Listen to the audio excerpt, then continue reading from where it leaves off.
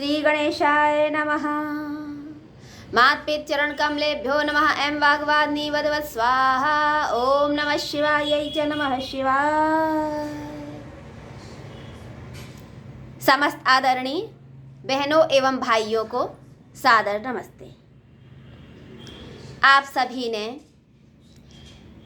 हमारे वीडियो के लिए समर्थन स्नेह दिया, इसके लिए आप सभी दर्शकों का अभिवादन एवं धन्यवाद करती हूँ।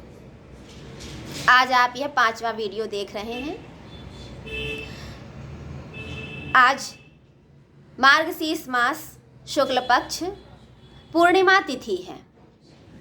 दिन मंगलवार, मृगशिरा से युक्त आर्द्रा नक्षत्र है।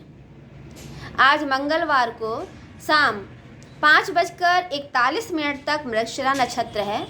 उसके पश्चात 5:42 से आर्द्रा नक्षत्र लग जाएगा और रात्रि भर आर्द्रा नक्षत्र रहेगा। कल बुधवार शाम को 7 बजे तक आर्द्रा नक्षत्र रहेगा।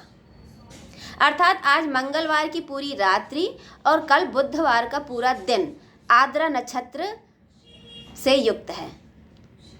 यह आर्द्रा नक्षत्र भगवान शिव को अत्यंत प्रिय है और इस मार्गशीर्ष मास के पूर्णिमा तिथि से युक्त आर्द्रा नक्षत्र का विशेष महत्व है।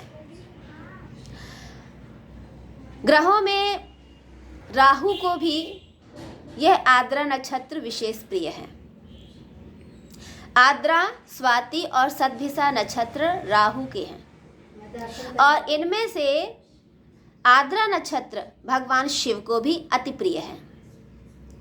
ये वही आर्द्रा नक्षत्र है मार्गशीर्ष मास जिसमें भगवान शिव का सृष्टि आरंभ के समय, जब सृष्टि आरंभ हुआ था तब उस समय भगवान शिव का जो आदि ज्योतिर्स्तंभ प्रकट हुआ था, इसी तिथि को प्रकट हुआ था। इसकी कथा मैंने आपको विस्तार से प्रथम वीडियो में बताई थी, जब ब्रह्मा और विष्णु परस्पर युद्ध कर रहे थे श्रेष्ठता के लिए और भगवान शिव उन दोनों के मध्य एक अनादि और अनंत ज्योतिर्स्तंभ के रूप में प्रकट हुए उन दोनों के मध्य। और ब्रह्मा विष्णु उनका आदि और अंत जानने के लिए ऊपर एवं नीचे गए, परंतु हजारों वर्षों तक ऊपर नीचे जाने के पश्चात भी वे दोनों उनका पता नहीं लगा पाए। तब थक हार कर विष्णु ने अपनी पराजय स्वीकार कर ली थी, लेकिन ब्रह्मा जी ने केतकी के साथ असत्य बोला, जिसके फलस्वरूप भगवान शिव ने केतकी पुष्प को भी श्राप दिया कि तुम मेरी पूजा में तुम्हारा उपयोग नहीं होगा, और साथ में ब्रह्मा को भी श्राप दिया कि तुमने असत्य भाषण किया, झूठी गवाही का उपयोग किया, इसलिए सृष्टि में कहीं भी तुम्हारी पूजा नहीं होगी। पर जब ब्रह्मा जी ने क्षमा प्रार्थना की तब भगवान शिव ने उन्हें एकमात्र पुष्कर तीर्थ में ही ब्रह्मा जी की उपासना होने का वरदान दिया।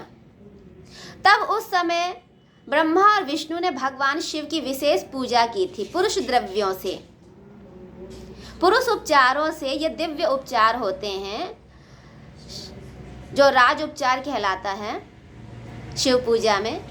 उन उपचारों से भगवान शिव की जब ब्रह्मा और विष्णु ने स्तुति प्रार्थना पूजन किया तब भगवान शिव ने उन्हें सृष्टि की रचना और पालन का कार्य सौंपा। साथ ही वरदान दिया कि मेरा ये जो अनादि और अनंत विग्रह है, निराकार स्वरूप है, ज्योतिर्स्तंभ, यह संसार में पूजा के योग सूक्ष्म रूप में एक पर्वत के रूप में प्रकट होगा, जिसे संसार पूजा करेगा। और वही भगवान शिव का अनादि अनंत ज्योतिर्स्तंभ अरुणाचल पर्वत के रूप में विद्यमान है आज भी। ये अरुणाचल पर्वत तमिलनाडु में तिरुवन्नमलई जिला में स्थित है। वहां जाने के लिए तमिलनाडु में विल्लुपुरम रेलवे स्टेशन है और विल्लुपुरम से लोकल ट्रेन के माध्यम से तिरुवन्नमलई रेलवे स्टेशन तक आसानी से पहुंचा जा सकता है। रेलवे स्टेशन से ही भगवान अरुणाचलेश्वर का विग्रह दर्शन होता है और रेलवे स्टेशन से ऑटो के द्वारा थोड़ी ही दूर पर भगवान अरुणाचलेश्वर का विशाल मंदिर है। उसके आसपास ठहरने की व्यवस्था है, पर्याप्त होटल हैं। जो राजगोपुरम है मंदिर का ईस्ट गेट, वह प्रधान मुख्य द्वार है, प्रवेश द्वार ईस्ट गोपुरम। उसी के समीप जो मुंडन कराना चाहते हैं श्रद्धालु, वे मुंडन भी करा सकते हैं। 60 रुपये में आसानी से वहाँ मुंडन हो जाता है। जब हम मंदिर के अंदर राजगोपुरम से प्रवेश करते हैं तो सबसे पहले भगवान कार्तिकेय का मंदिर है। उनके दर्शन करने के पश्चात जब हम अंदर जाते हैं तो मार्ग में श्री नंदीश्वर की विशाल प्रतिमा है। उनके दर्शन करके जब हम अंदर जाते हैं तो दूसरे द्वार के समीप श्री काल भैरव की विशाल प्रतिमा है, मनोहर मूर्ति। उनके दर्शन करते हैं। पास में ही सरोवर भी है। जब अंदर गए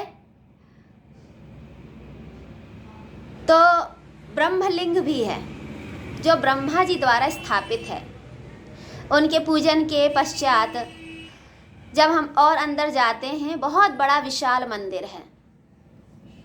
दक्षिण साउथ के जो विशाल मंदिर हैं उनमें से सबसे बड़ा गोपुरम भगवान शिव के पंच महाभूत तत्वों में से अग्नि तत्व से युक्त यह अरुणाचलेश्वर स्थान है।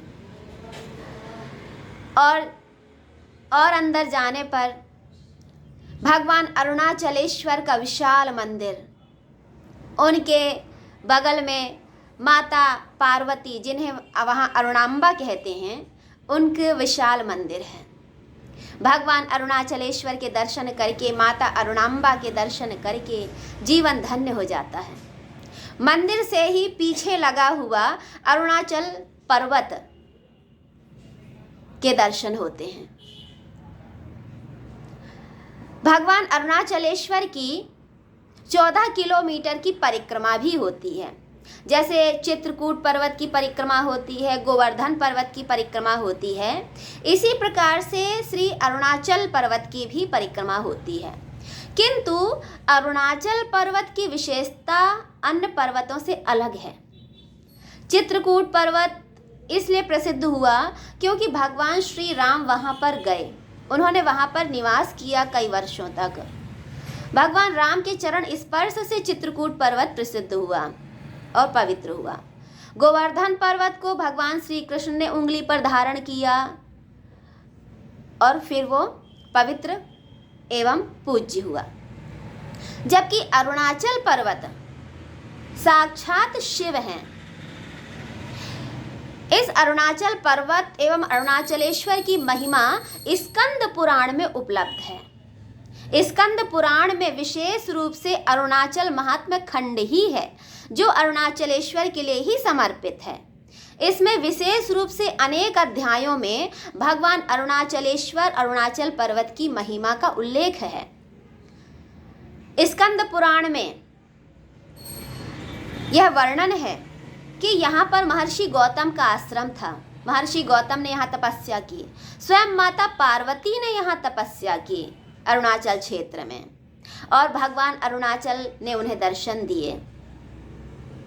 एक बार किसी बात से रुष्ट होकर माता पार्वती कार्तिकेय को स्तनपान कराने से छोड़कर कैलाश से अरुणाचल क्षेत्र में आईं और वहाँ महर्षि गौतम के समीप ही अपना आश्रम बनाकर वे शिवलिंग पूजन करने लगीं एवं घोर तपस्या करने लगीं।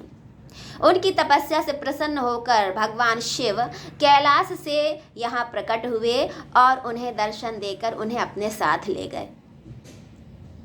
माता पार्वती ने जहाँ तपस्या की थी वह स्थान अरुणाचल की परिक्रमा पथ मार्ग में आज भी विद्यमान है, जो कि आदि अन्नामलैयार मंदिर के रूप में विख्यात है।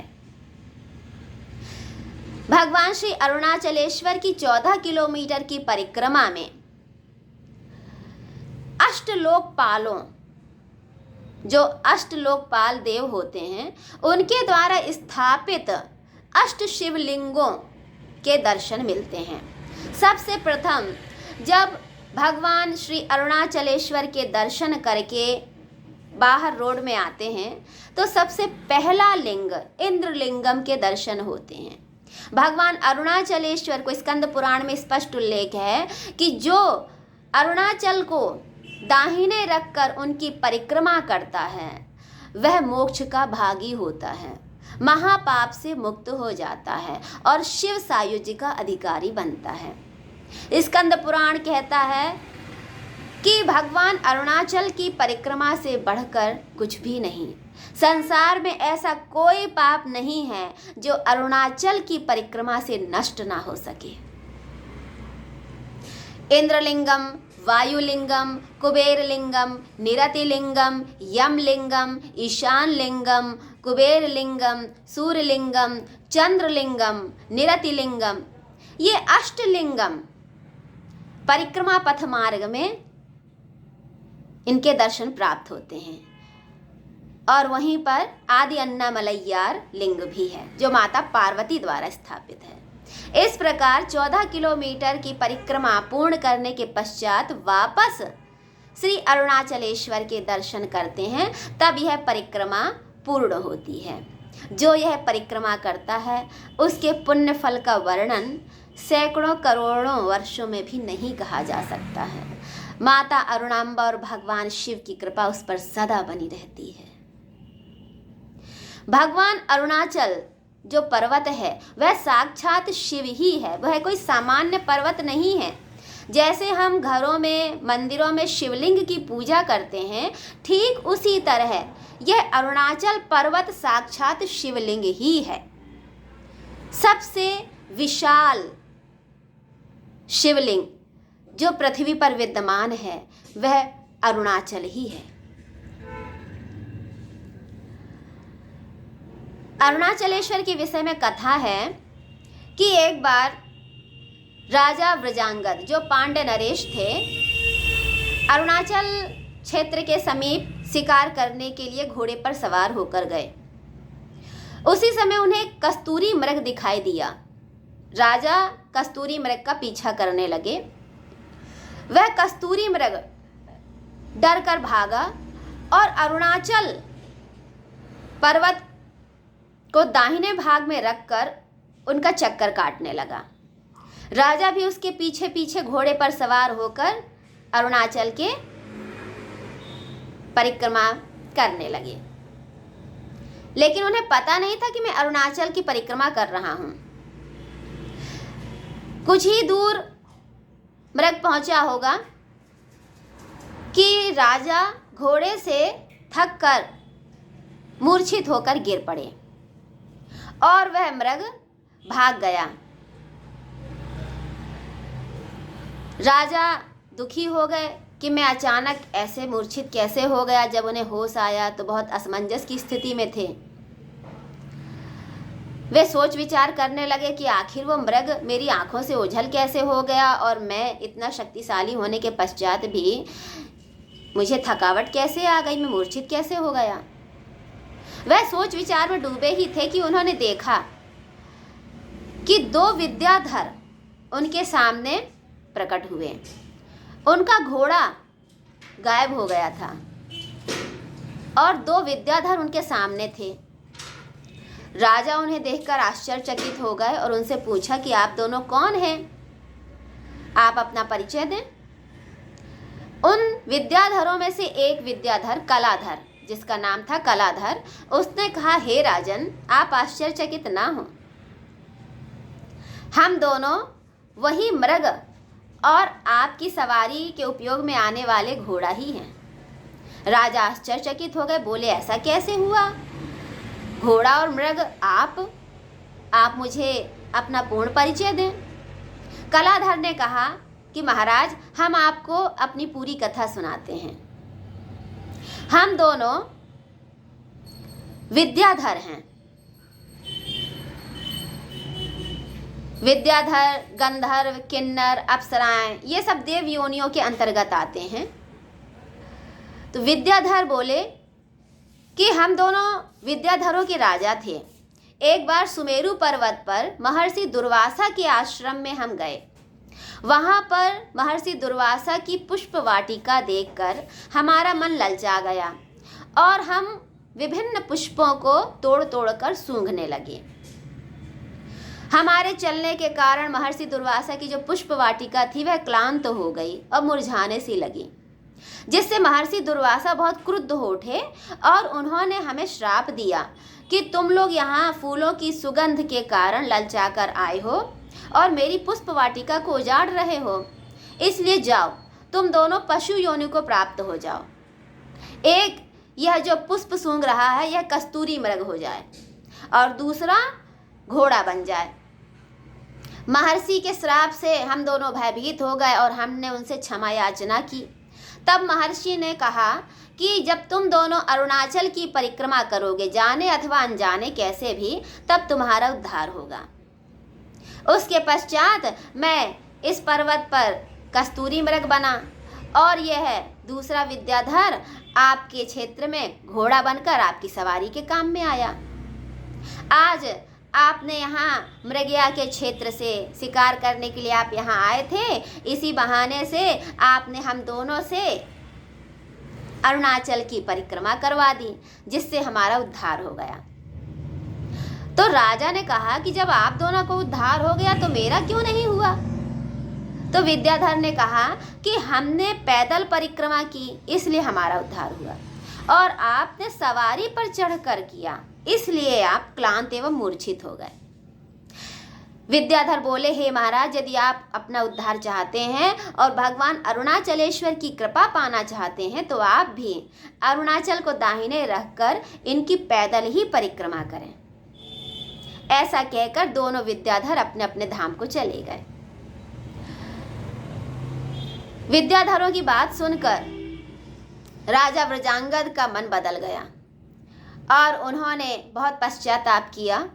भगवान अरुणाचलेश्वर में मन लगा करके उन्होंने वहीं महर्षि गौतम के समीप ही अपना आश्रम बनाया और राजकाज अपने पुत्र युवराज रत्नांगद को सौंप दिया और स्वयं वन में आश्रम बनाकर 3 वर्षों तक अरुणाचल की सेवा की। अरुणाचल का पूजन, उनकी परिक्रमा, उनके आसपास बगीचे, बावड़ियाँ, सरोवरों का निर्माण कराया और दिन रात अरुणाचलेश्वर के ध्यान में लगे रहते थे। 3 वर्षों के पश्चात भगवान अरुणाचलेश्वर ने माता पार्वती सहित उन्हें दर्शन दिया और अपनी शिव भक्ति तथा शिव सायुज्य मुक्ति का वरदान दिया। शेष जीवन राजा वृजांगद ने अरुणाचलेश्वर क्षेत्र में ही बिताया और मृत्यु के पश्चात उन्हें शिव सायुज्य प्राप्त हुआ।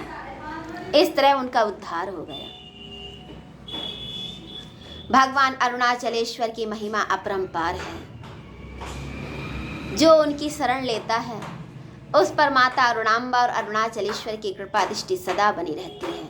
यह बात मैं अपने अनुभव से कह रही हूँ, क्योंकि मैं स्वयं तिरुवन्नमलई जाकर माता अरुणांबा और अरुणाचलेश्वर के दर्शन कर चुकी हूँ और उनकी कृपा प्रसाद से ही मैं यह बात कह रही हूँ कि जो एक बार भी उनका दर्शन कर लेता है उसका जीवन सफल हो जाता है, धन्य हो जाता है।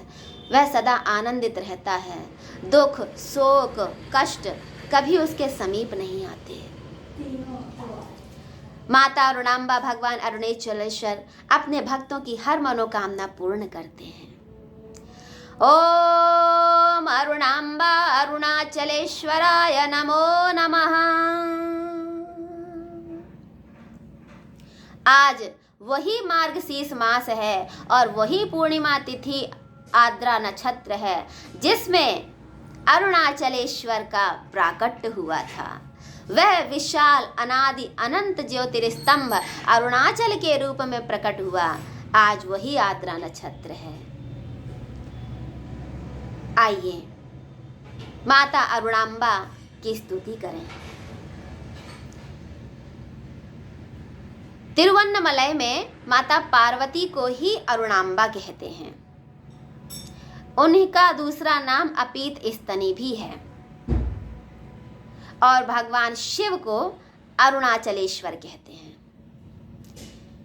जय जय गिरिवर राज किशोरी, जय महेश मुख चंद चकोरी, जय गजवदन सडानन माता, जगत जननी दामिनी दुति गाता, आदि मध्य तब नहीं अवसाना, अमित प्रभाव वेद नहीं जाना, भव भव विभव पराभव कारिणी, विश्व विमोहनी स्वबस विहारिणी, पति देवता सुतीय महु, मातु प्रथम तव रेख, महिमा अमित न कह सकहीं, सहस शारदा शेष। जय जय अरुणांबा।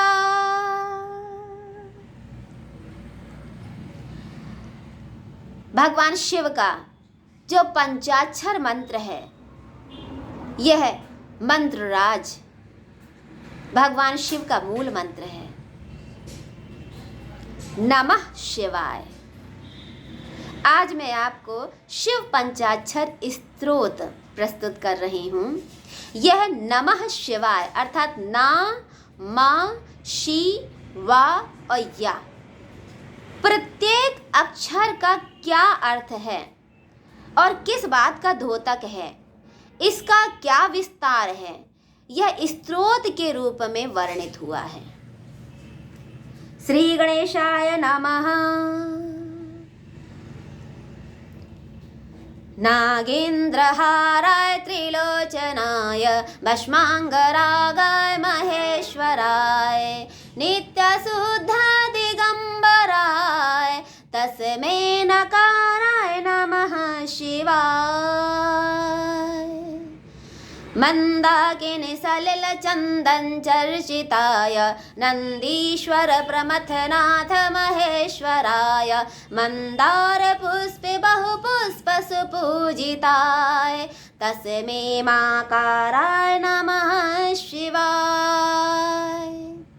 शिवाय गौरी वदनाब्ज वृंद, सूर्य दक्षध्वरनाशिकाय, श्रीनीलकंठाय वृषभध्वजाय, तस्मै सिकाराय नमः शिवाय।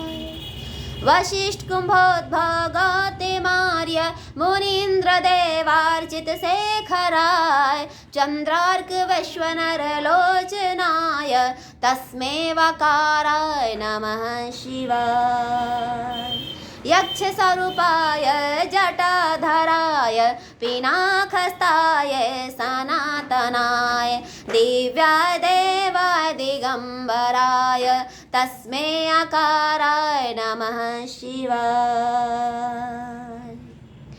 इति श्री शंकराचार्य विरचितं शिव पंचाक्षर स्तोत्रं संपूर्णम्। श्री सांब सदा शिवार्पणमस्तु। उमा महेश्वर प्रियताम्।